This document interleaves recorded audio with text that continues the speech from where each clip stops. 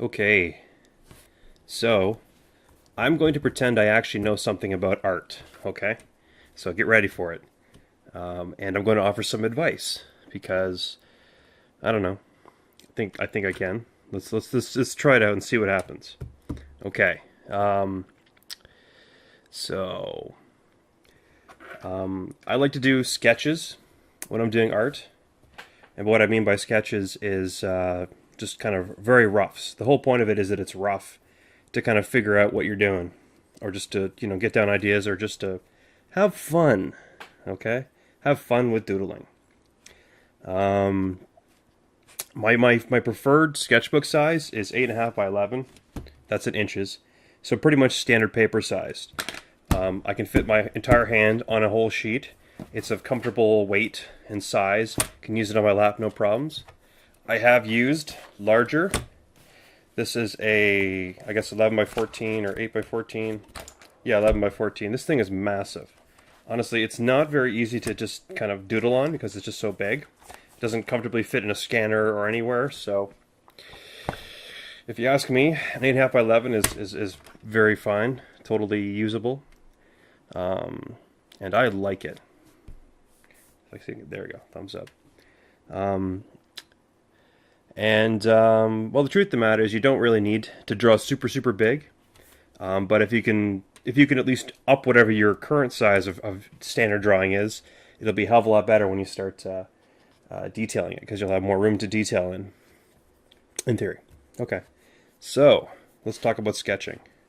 I try to use just a soft pencil when I'm kind of sketch doodling.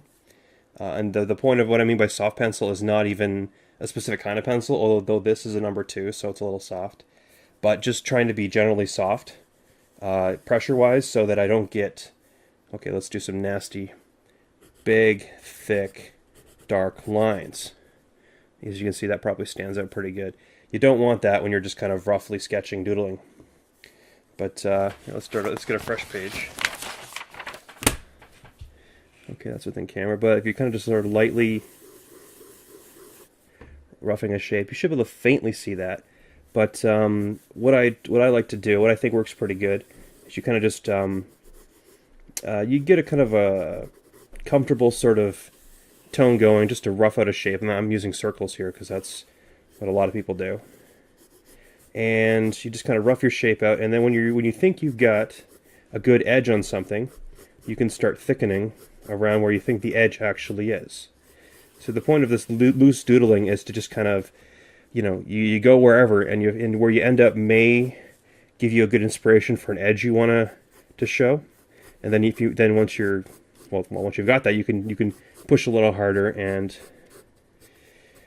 define that edge in your doodle.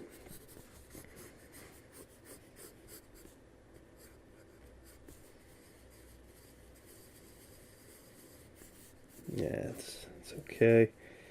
Put a point there.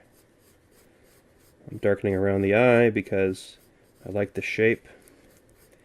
I'm using a little heavier at the back to kind of, I don't know, I think do something. Okay, there's the mouth. I'm just going to open it a bit, add a little bit inside, although I didn't really think this through, so whatever. It's a doodle, it doesn't matter too much. One shouldn't start filling things in, but for the sake of this drawing, I'm more than unhappy with it, so I'm going to fill in his mouth. I don't care about the insides, I'll just make it dark. But if you're actually drawing for game art, you probably would not want to do that. You'd want to do your coloring on the PC. I'm just filling around to the horn things, thickening them up a bit. Let's fill in the eye. Again, shouldn't, but I did it anyways because I'm a jerk and I like breaking the rules. That's the art way, is to, learn the rules, invent rules, and then break them so that you feel like you're a rebel. Okay, so we got some sort of head thing going on. Body will be whatever, so rough shape. I've just drawn a big ass oval here, and I'm looking at it, trying to figure out what I like about it. I don't know if I did. You can't see it, but I have kind of a rough oval here. I don't think I like it, so I'm going to just kind of start throwing some lines in a little bit lower, just to kind of visualize what I think I'm seeing. And I still hate it, so whatever. I'm just going to round this out like it's a rubber duck. Thicken that. Gonna, like so. It's a little bit too small.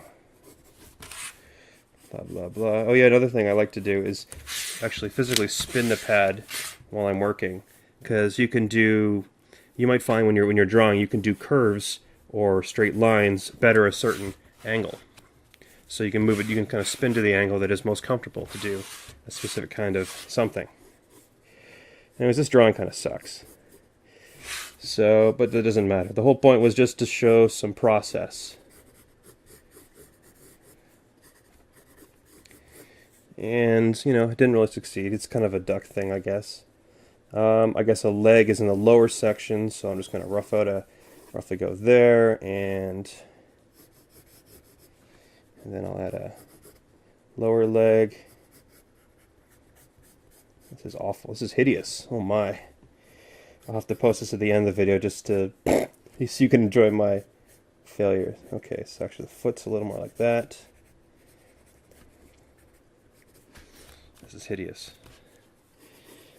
Try to do a hind leg, back leg thing. Blah, blah, blah, little bit of bump there.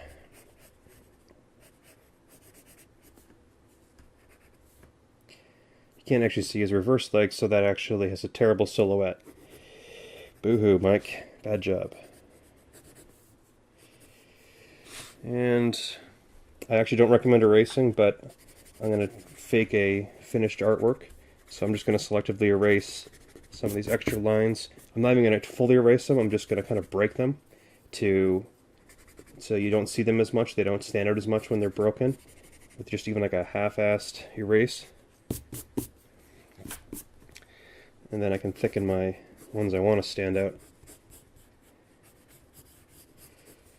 Okay, again, this is pretty crappy, but there we go, art. And it has no arms because I didn't want to give it arms. Oh, okay, let's give it some horrible shadow. Horrible drop shadow. I don't recommend horrible drop shadow, but you're getting it anyways. Head is there, so I'm just kind of extend it out a bit. But its biggest base is here, so we can fatten the shadow down there. Okay, there we go. So I'll snap a picture of this, and that'll be that. I hope this was useful, because it was kind of crappy for me.